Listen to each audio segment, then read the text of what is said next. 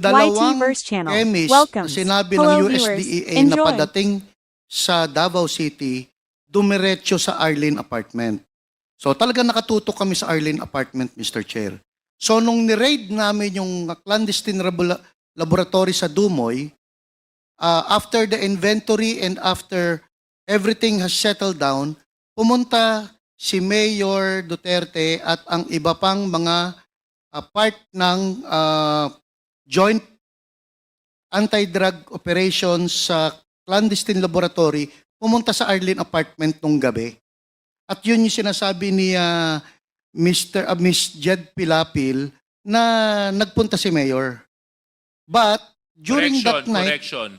Walang sinabi si Miss Jed Pilapil na pumunta si Mayor.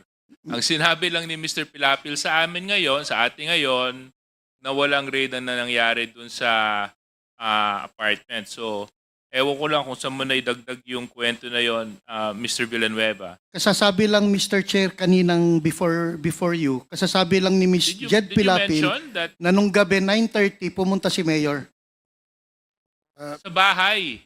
Arlene Apartment. Yung bahay niya, Mr. Chair, is sa Arlene kanina Apartment. nyo ba nabanggit yun, Ma'am Jed? Yes, Your Honor. Kanina po, nabanggit ko nga po na yung pumunta nga po si Mayor, yung tanong kanina, nakalimutan ko po. Pero yung sa tanong nyo po na na-raid, ang sagot ko po, wala pong raid na nangyayari doon sa That's my point, Director Villanueva, kasi you mentioned that there was a raid that was conducted in Arlene Apartment. And she was there. Nando kayo yung Yes, Your nung pumunta Honor. sila. May pang-raid ba nang nangyari? Actually, hindi nga po raid kasi si Mayor, nung pumunta siya doon, kinausap niya lang naman ako, tinatanong niya nga yung, hinahanap nga niya si Alan C., ang asawa ko. Wala naman na nangyari na raid. Iniwan niya lang yung 3 tao doon na nagbantay po sa akin. Yun lang po.